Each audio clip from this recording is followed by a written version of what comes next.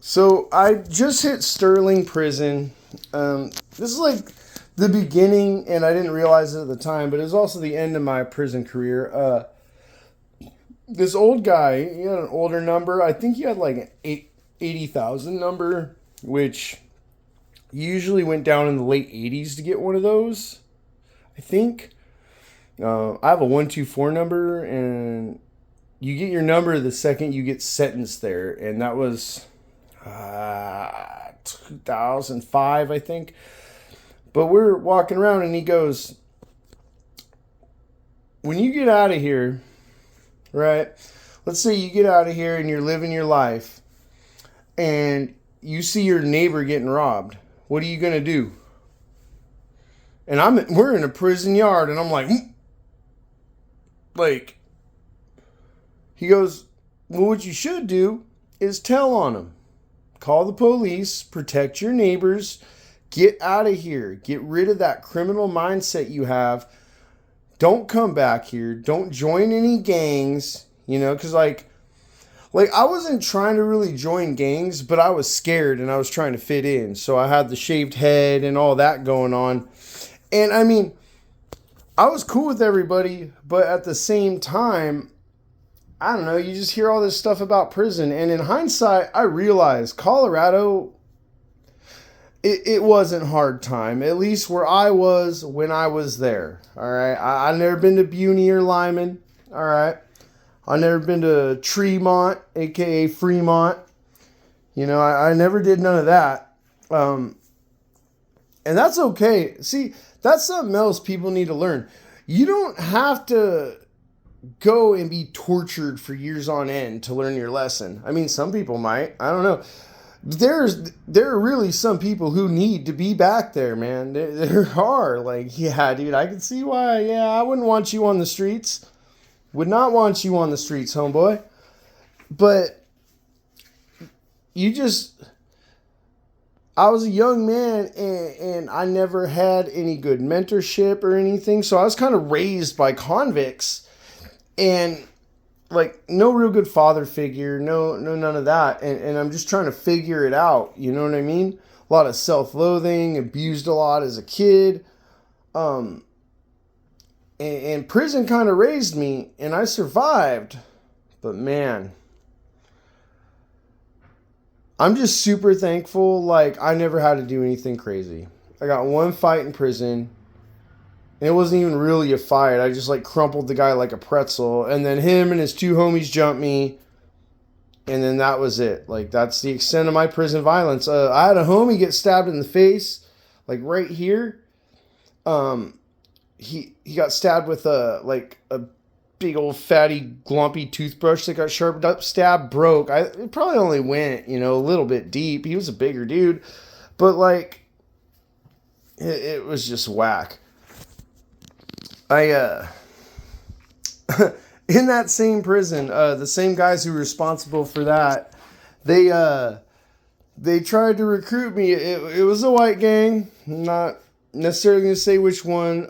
The big one in Colorado are the 211s. It was not these people. But this guy comes up to me. He goes, hey, bro, how much time you got? And I'm like, I don't know, like 9 months. Like, I'm a tourist, bro. I'm out of here. You know what I mean? And he goes, oh, okay. He's like, we're looking for more people. There's only 2 of them on the whole yard in Sterling.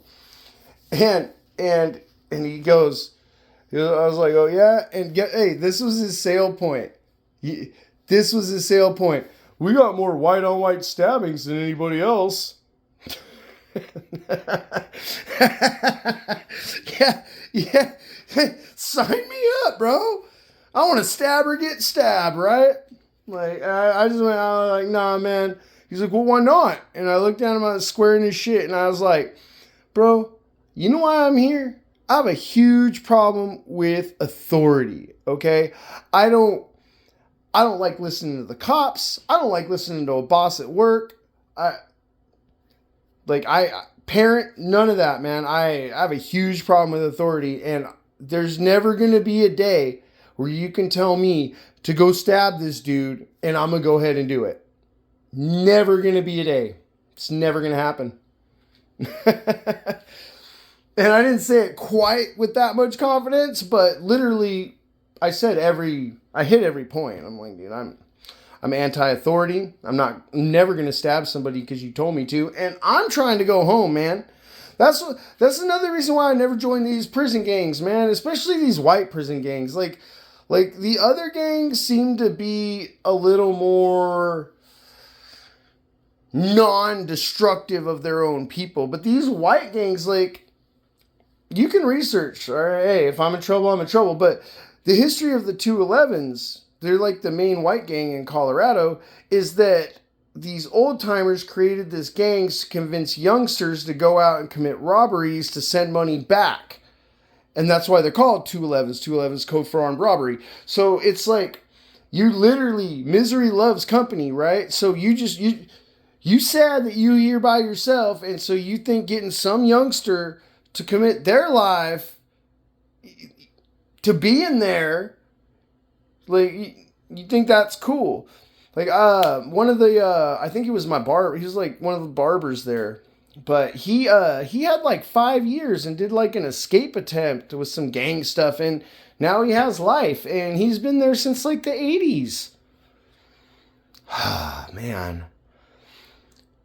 Just don't break the law, bro. Don't do it. Don't do it, man. Like, literally, I got stopped by the cops the other day for fitting the description. I just bought a couple beers at the Circle K across the street, and I didn't want to drive my car. Just, why not? It's, just walk up the hill a little bit and cross the street. And bro, they grabbed my bag with I had 2 beers. That's it, 2 beers. Smashed it on the ground. Put me in cuffs. Put me on the ground. You fit the description. All right. I don't know. They had me. It's like 100 degrees outside. I live in South Texas. It's like 100 degrees outside. And they got me on the hot concrete in cuffs because I fit the description. And my dad was like, are you going to sue him? Any of that? Because, a lot of that's going on. I was like, bro, I still got to live here, man. Like, this ain't San Francisco, bro. This is Texas, man. Like, cops be running stuff here. All right, guys. Peace.